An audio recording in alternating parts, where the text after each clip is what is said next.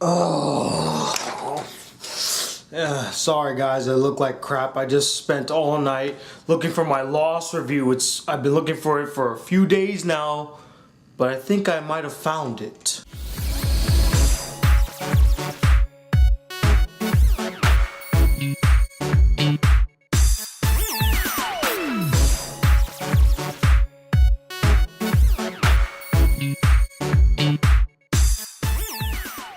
Hey guys, the Black Critic Guy, and I just got back from seeing the midnight showing of Prisoners, and it's like 3 in the morning right now, so if I sound a bit unenthusiastic, it's because I'm kind of tired, but I'm still here to bring you an awesome review. So Prisoners is about the kidnapping of 2 girls after a Thanksgiving dinner and the search for these girls by the law, who are knocking door to door and putting the pieces of the puzzle together to figure out who did the kidnapping, and by the parents, particularly Hugh Jackman, who will stop at nothing to try and find his daughter, even if it means torturing somebody. Now I see in the trailer for this movie way too much, to the point where whenever it would come on, I would just be like, oh, do I have to watch this again? And I kind of felt like the trailer showed a bit too much, but I am happy to say that the trailers do not give away major plot points of the movie, so I am happy about that. And overall, I can't really say that I enjoyed this movie, but I do think that it is a okay, well done, decent movie. The first thing that really caught my eye is the cinematography is just fantastic.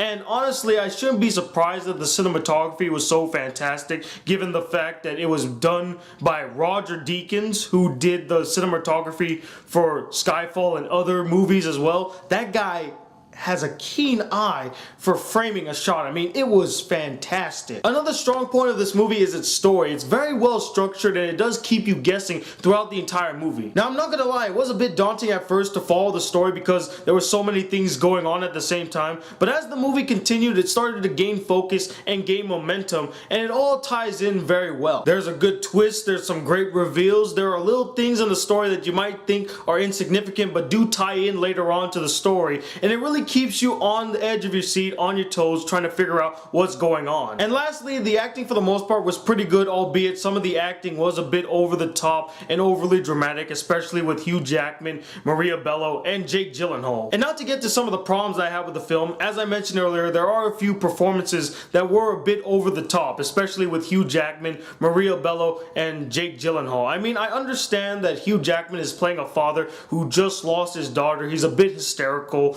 but it just came off as a bit over dramatic. And also Maria Bello's character, she just spent the whole entire movie just crying on her bed. And I know, again, she lost her daughter, so she also is a bit hysterical and she's going through medication, but it just felt overly dramatic and didn't feel genuine. And then Jake Gyllenhaal's character suffers from the same thing. And speaking of characters, there wasn't a lot of focus on the character. This movie really felt more story-centric than focusing on their characters. I mean, the 2 characters that we follow throughout this entire movie is Hugh Jackman and Jake Gyllenhaal's character. Both are interesting characters, although a bit unlikable and unrelatable to a sense. But I would have loved to see how the families were reacting to the fact that their daughters were gone. Yes, they show scenes here and there, but the focus wasn't really on the family. More or less it was on the story of finding out who kidnapped them. It would have served the movie better if it had a better balance between the crime drama and the family drama, actually diving into the emotions that the family were feeling. I mean, they were really sidetracked in this entire movie. I mean, you have some great actors at your disposal, but they're not given anything to make them stand out. I mean, you have Terrence Howard and Viola Davis, 2 Academy Award nominees, and they don't really have much to do in this movie. In fact, throughout this entire movie, all Terrence Howard does is, I can't find them! And this ain't right, man.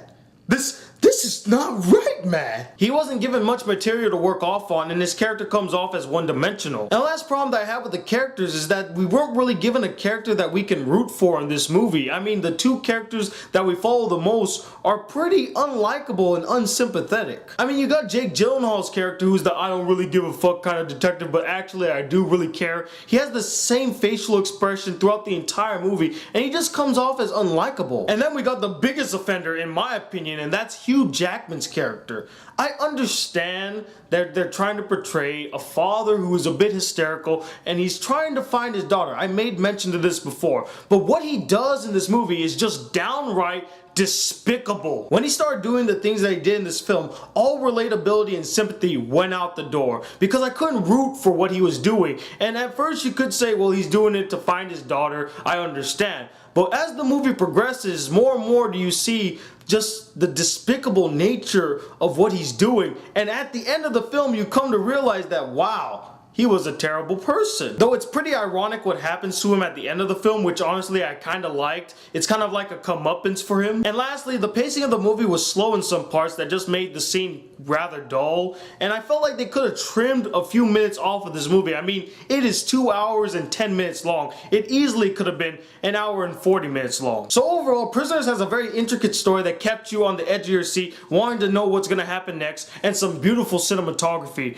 But the performances weren't utilized to their full potential, which made their characters very one-note, one-dimensional, and underdeveloped, whereas some of the other characters and performances were way over the top and straight up unlikable. And that's why I'm going to give this film a 3 out of 5 stars. It's okay. If you don't go see Prisoners, no one's gonna beat you up for it. If you really want to see a crime drama, I say you can go check it out. But anyway, what did you guys think of this film? Did you like it a lot? Did you find it boring and dull? You really didn't care about any of the characters? And let me know, what is your favorite crime drama film?